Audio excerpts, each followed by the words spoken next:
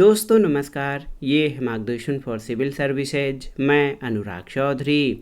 दोस्तों, उत्तर प्रदेश लोक सेवा आयोग, अधीनस्थ सेवा चयन आयोग तथा अन्य राज्य लोक सेवा आयोगों जैसे उत्तराखंड, बिहार, राजस्थान और एमपीपीसीएस द्वारा आयोजित परीक्षाओं के सामान्य ज्ञान और सामान्य अध्ययन के महत्वपूर्ण प्रश्नों के रिवीजन के अंतर्गत इस वीडियो में प्रस्तुत है विश्व के भूगोल के अंतर्गत हवाएं, मेघ और वर्षण से संबंधित महत्वपूर्ण प्रश्न जो विभिन्न प्रतियोगी परीक्षाओं में पूछे गए हैं और इनके आगामी परीक्षाओं में भी पूछे जाने की संभावना है। तो आइए शुरू करते हैं विश्व के भूगोल के अंतर्गत हवाएं, मेघ और वर्षण से संबंधित महत्वपूर्ण प्रश्नों को। पहला प्रश्न है, गरजता चालीसा, प्रचंड पचासा और चीखता साठा क्या है? ऑप्शन है समुद्री तूफान, दक्षिणी गोलार्ध में पश्चिमी पवने, उत्तरी गोलार्ध में पश्चिमी पवने या प्रशांत महासागरी धाराएं।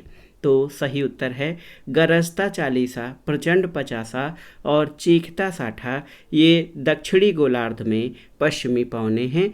ऑप्शन बी आपका सही उत्तर है। अगला प्रश्न है, निम्नलिखित में से कौन सी प्रक्रिया वर्षा होने के लिए जिम्मेदार है?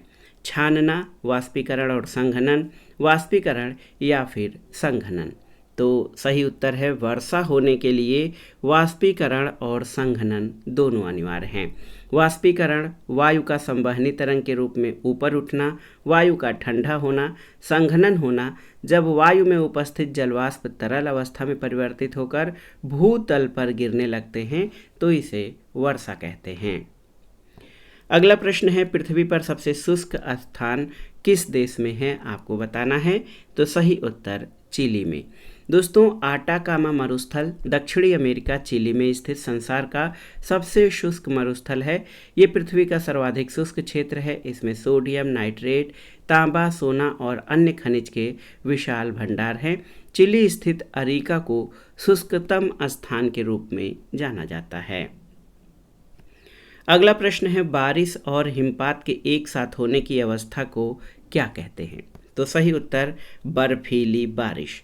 याद रखिएगा दोस्तों, वाष्पोत्सर्जन की प्रक्रिया द्वारा नदियों, तालाबों, झीलों और समुद्र का पानी भाप बनकर ऊपर उठता रहता है, जिसके फलस्वरूप बादल बनते हैं। लेकिन जब आसमान में तापमान अत्यधिक कम हो जाता है तो वहाँ हवा में मौजूद नमी जो होती है वो संघनित होकर पानी की फुहारों के रूप में गिरती है और बर्फ़ के रूप में पूरी तरह जम जाता है, जिसे बर्फीली बारिश कहते हैं। और ये ओले का छोटा रूप होता है। एक देखिए आसान सा प्रश्न है, मीटीरियोलॉजी किसका अध्ययन है? तो सही उत्तर है मीटीरियोलॉजी मौसम का अध्ययन होता है। मौसम की दशाओं का अध्ययन मीटीरियोलॉजी के अंतर्गत किया जाता है।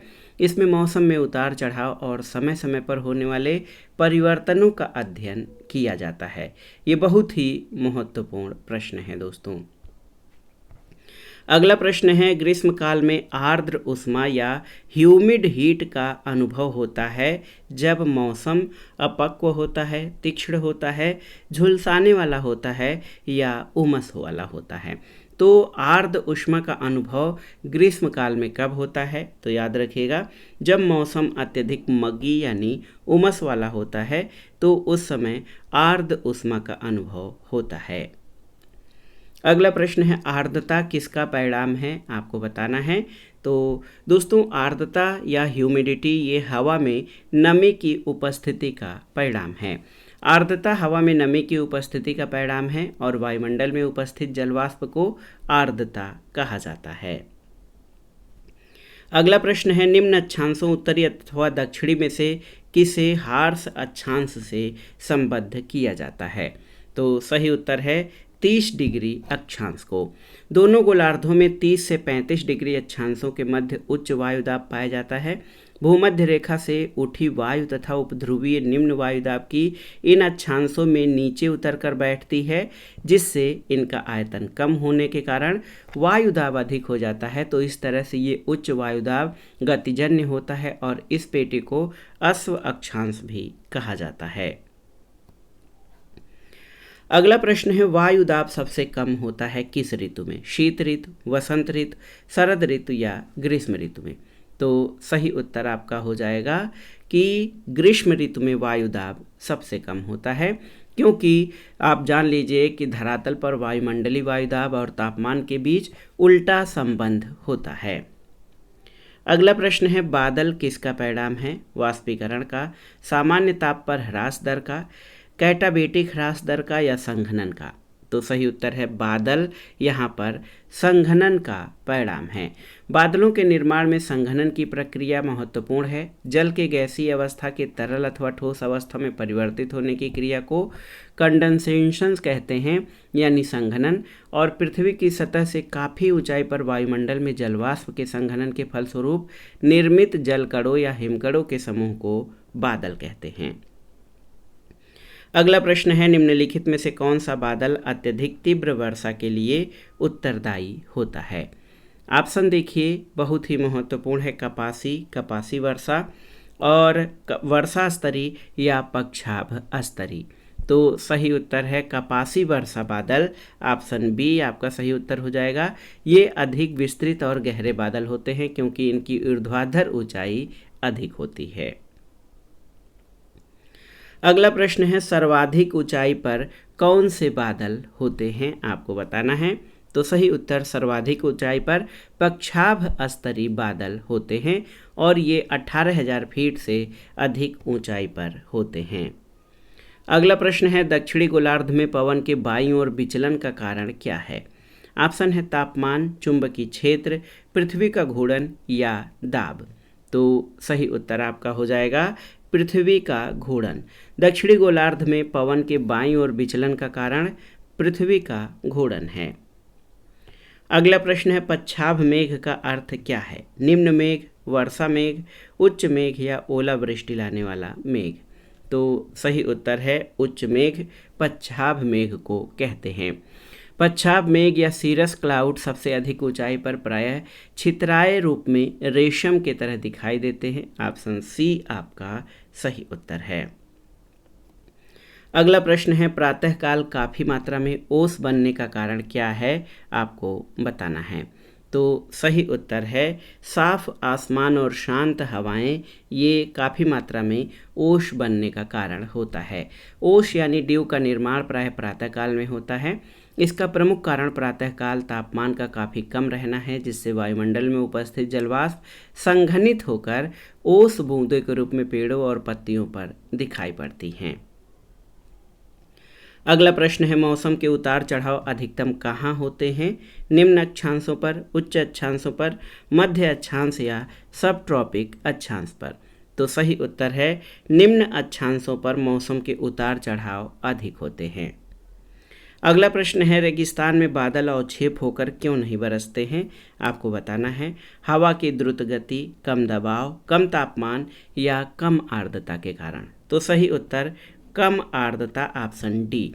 दोस्तों याद रखिएगा कि रेगिस्तानी क्षेत्र कम वर्षा वाले क्षेत्र में होते हैं। इन क्षेत्रों में आर्द्रता की कमी पाई जाती है और आर्द्रता की कमी ही रेगिस्तानी भागों में वर्षा न होने या कम होने का प्रमुख कारण बनती है। अगले प्रश्न पर आते हैं, नमी किस उपकरण से नापी जाती है? तो सही उत्तर नमी आर्द्रता मापी से नापी जाती है। नमी आर्द्रता मापी से मापी जाती है। इसको इंग्लिश में हाइग्रोमीटर कहा जाता है। अगला प्रश्न है, आपेक्षिक आर्द्रता साधारणतया, आप बताइए, आपेक्षिक आर्द्रता साधारणतया नापी जाती है किससे? तो सही उत्तर हाइग्रोमीटर से। अगला प्रश्न है, किसी स्थान की वर्षा आधारित होती है किस पर? देखिए, पहाड़ों की दिशा पर, समुद्र के पानी के वाष्पीकरण पर, ग्रीष्म ऋतु की प्रबलता पर या इनमें से कोई नहीं। तो सही उत्तर है वर्षा जो है समुद्र के पानी के वाष्पीकरण से प्राप्त आर्द्रता से होती है। ऑप्शन बी आपका सही उत्तर है। अगला प्रश्न है, मानसून हवाएं किस प्रकार की हवाएं हैं? स्थानीय पवन, मौसमी पवन, अस्थानीय पवन या इनमें से कोई नहीं। तो सही उत्तर है मानसून मौसमी पवनें होती हैं। दोस्तों याद रखिएगा, मानसून हवाएं मौसमी पवनें होती हैं जो शीत ऋतु के 6 महीने में स्थल से समुद्र की ओर और ग्रीष्मकाल में 6 महीने समुद्र से स्थलीय भागों की ओर चलती हैं।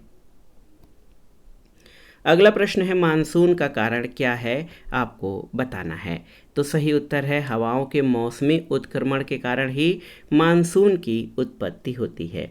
तो याद रखिएगा, हवाओं के मौसमी उत्क्रमण के कारण मानसून की उत्पत्ति होती है। अगला प्रश्न है उच्च दाब उपोष्णीय शांत पेटियां, जिन्हें अश्व अक्षांश के नाम से जाना जाता है, किनके मध्य स्थित रहती हैं। तो आप जान लीजिए दोस्तों, ये पेटियां 30 से 35 डिग्री अक्षांशों के मध्य स्थित होती हैं। उच्च दाब उपोष्ण शांत पेटियां 30 से 35 डिग्री के मध्य विषुवत रेखा के दोनों ओर पाई जाती हैं। इस अक्षांश पर दबाव बढ़ जाने के कारण नाव आगे नहीं बढ़ पाती थी, इसलिए व्यापारी नाव को हल्का करने के लिए कुछ घोड़ों को समुद्र में फेंक देते थे, इसलिए इसका नाम अश्व अक्षांश पड़ गया था। अगला प्रश्न है कि भूमध्य रेखा के चतुर्दिक अक्षांश से डोल ड्रम की ओर बहने वाली हवाएं क्या कही जाती हैं। तो सही उत्तर आपका हो जाएगा ट्रेड विंड या व्यापारिक हवाएं। अश्व अक्षांश यानी उपोष्ण उच्च वायुदाब पेटी से डोल ड्रम या भूमध्य रेखी निम्न वायुदाब पेटी की ओर बहने वाली प्रचलित पवन को व्यापारिक पवन कहा जाता था। अगला प्रश्न है डोल ड्रम किससे संबंधित है। तो याद रखिएगा, डोल ड्रम का संबंध भूमध्य रेखा के निकट शांत और हल्की परिवर्तनशील हवाओं का क्षेत्र जो है डोल ड्रम कहलाता है। अगला प्रश्न है विषुव प्रशांत मंडल यानी डोल ड्रम एक क्षेत्र है किस प्रकार का। निम्न तापक्रम का, निम्न वृष्टिपात का, निम्न दाब का या निम्न आर्द्रता का। तो सही उत्तर है विषुव प्रशांत मंडल या डोल ड्रम, ये निम्न दाब का क्षेत्र है।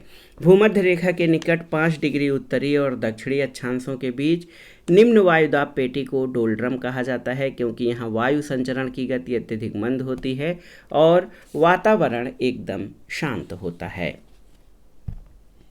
अगले प्रश्न पर आते हैं। ये महत्वपूर्ण प्रश्न है, आप जान लीजिए कि समुद्री समीर बनती है किससे।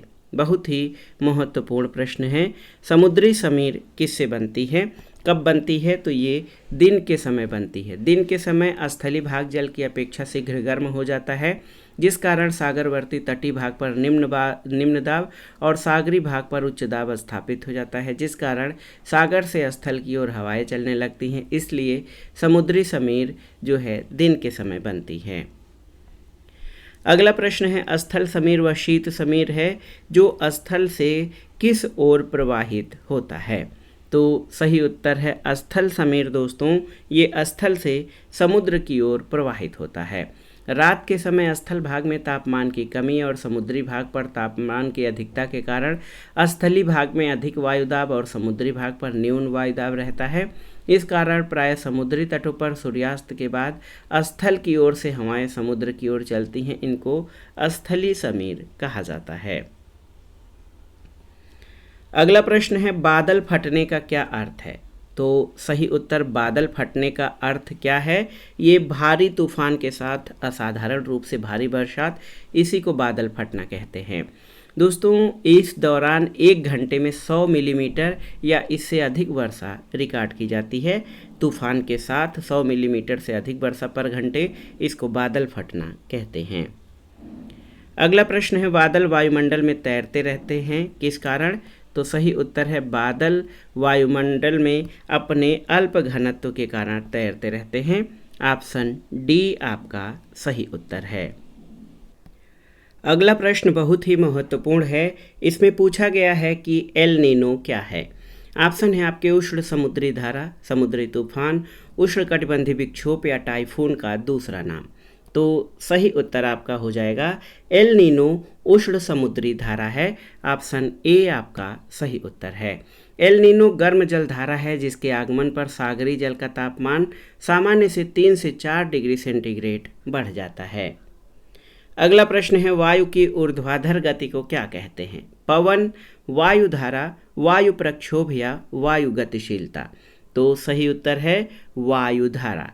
वायु की ऊर्ध्वाधर गति को वायु धारा कहते हैं, याद रखिएगा। अगला प्रश्न है कोहरा उदाहरण है किसका। तो आप जान लीजिए कोहरा गैस में प्रक्षिप्त परिक्षिप्त द्रव का उदाहरण है। बहुत ही महत्वपूर्ण है। कोहरा गैस में परिक्षिप्त द्रव का उदाहरण है।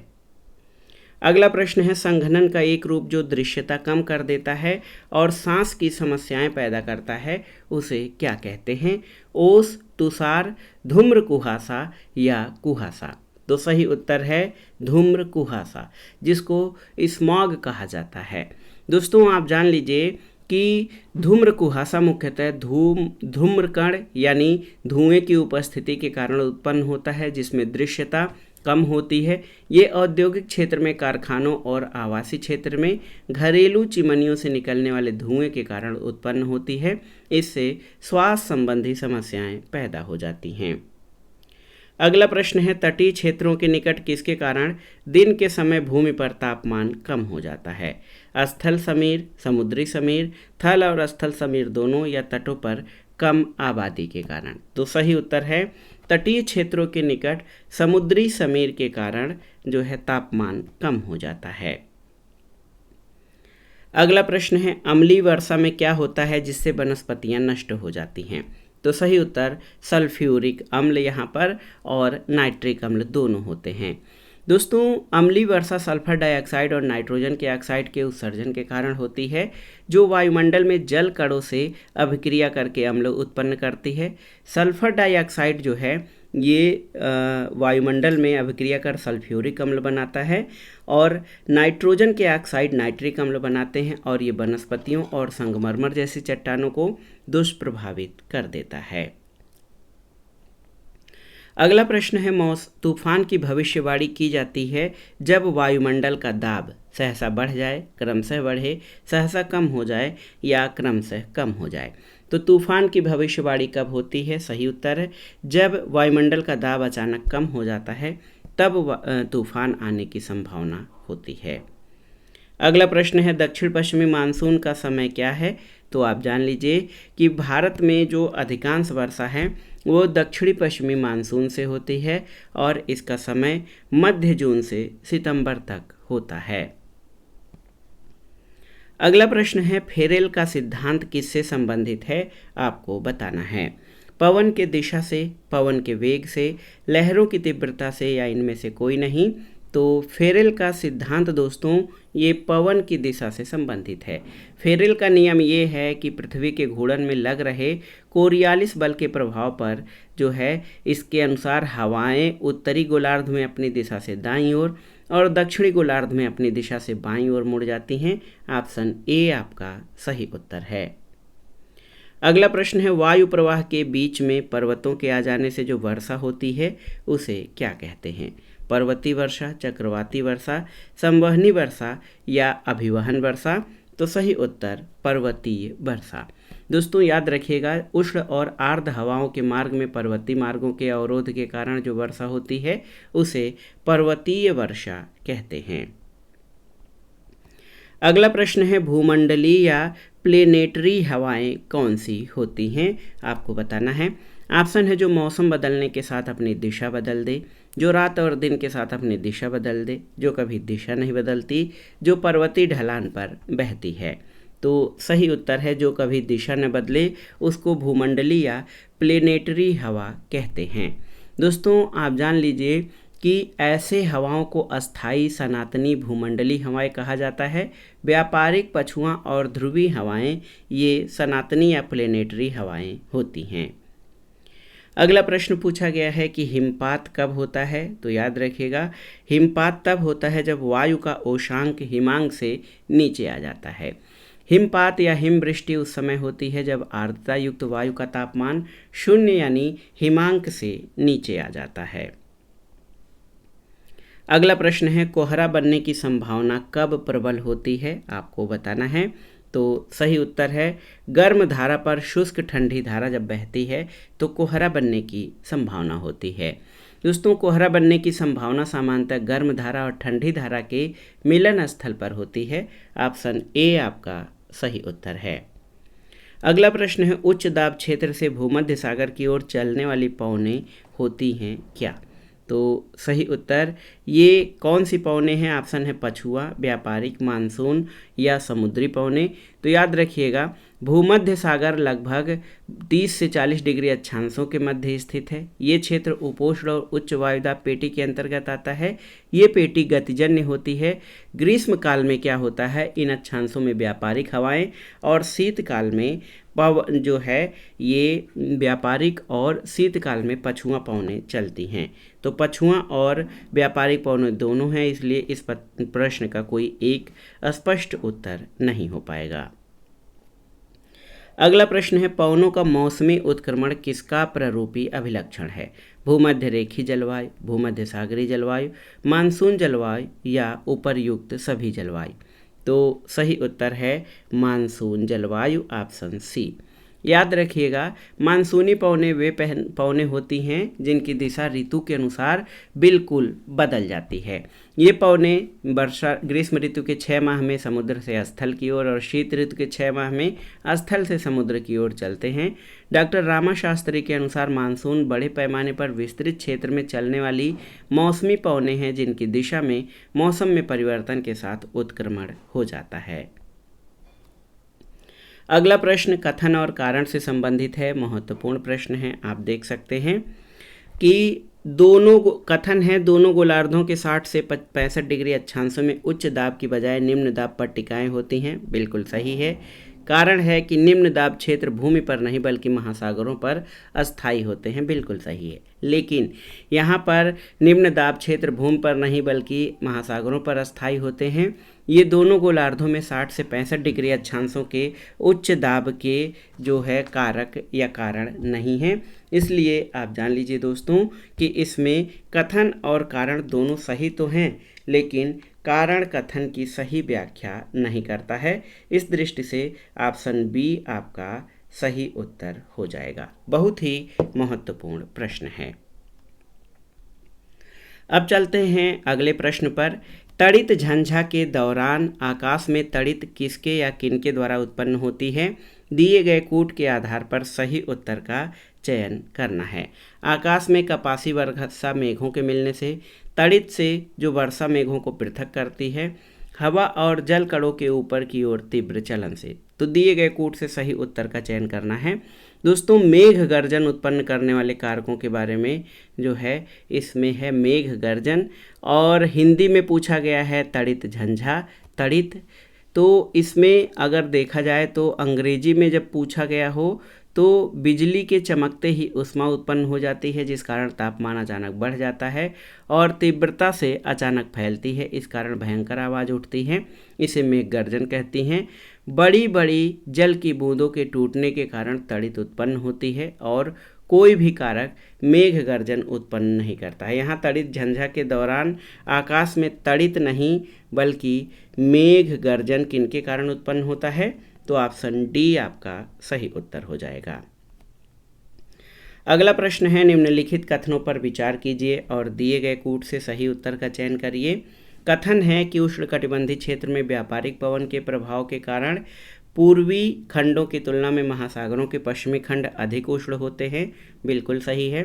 दूसरा है कि शीतोष्ण क्षेत्र में पश्चिमी पवन पश्चिमी खंडों की तुलना में महासागरों की पूर्वी खंड को अधिक उष्ण बनाता है। तो यहाँ पर 1 और 2 दोनों ही सही हैं। ऑप्शन सी आपका सही उत्तर हो जाएगा। उष्णकटिबंधीय क्षेत्र में व्यापारिक पवनों की दिशा पूर्व से पश्चिम की ओर होती है, इसलिए गर्म स्थली पवन जब स्थल खंड के पूर्वी भाग को पार करके स्थल खंड के पश्चिमी तट पर सागर पर पहुंचती है तो शीतोष्ण क्षेत्र में वहाँ पे महासागरों का तापमान बढ़ जाता है और शीतोष्ण क्षेत्र में जो पछुआ पवन होती है ये पश्चिम से पूरब की ओर बहती है, जिससे महासागरों के पूर्वी खंड अधिक गर्म हो जाते हैं। तो दोनों ही कथन आपके सही हैं। अगले प्रश्न पर आते हैं। कथन और कारण से संबंधित है, महत्वपूर्ण प्रश्न है। कथन है उत्तरी गोलार्ध में पवन प्रतिरूप दक्षिणावर्त और दक्षिणी गोलार्ध में पवन प्रतिरूप वामावर्त होता है। बिल्कुल सही है। कारण है कि उत्तरी और दक्षिणी गोलार्धों में पवन प्रतिरूपों की दिशाओं का निर्धारण कोरियालिस प्रभाव से होता है। तो बिल्कुल ए और आर दोनों सही हैं, यानी कथन और कारण दोनों सही हैं और कारण कथन का सही स्पष्टीकरण है ऑप्शन ए आपका सही उत्तर है। आज की वीडियो का आखिरी प्रश्न है। देखिए, ये प्रश्न बहुत ही महत्वपूर्ण है।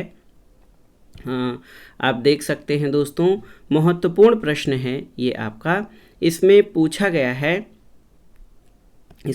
गया है तूफानी चालीसा यानी रोरिंग फोर्टीज के बारे में 4 कथन दिए गए हैं। इनमें से कौन से कथन सही हैं?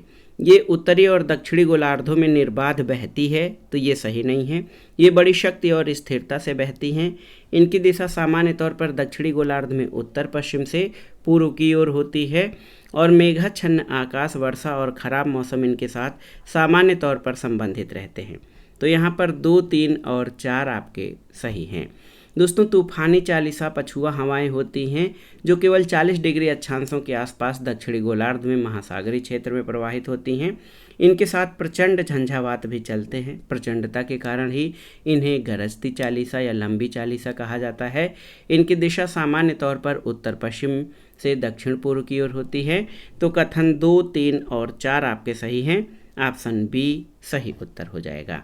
तो दोस्तों, ये था आज का वीडियो। इसमें आपने विश्व के भूगोल के अंतर्गत हवाएं, मेघ और वर्षण से संबंधित महत्वपूर्ण प्रश्नों को कवर किया। ये प्रश्न आपके आगामी परीक्षाओं के लिए बहुत ही उपयोगी हैं। आप इन प्रश्नों को अच्छे से तैयार कर लीजिए।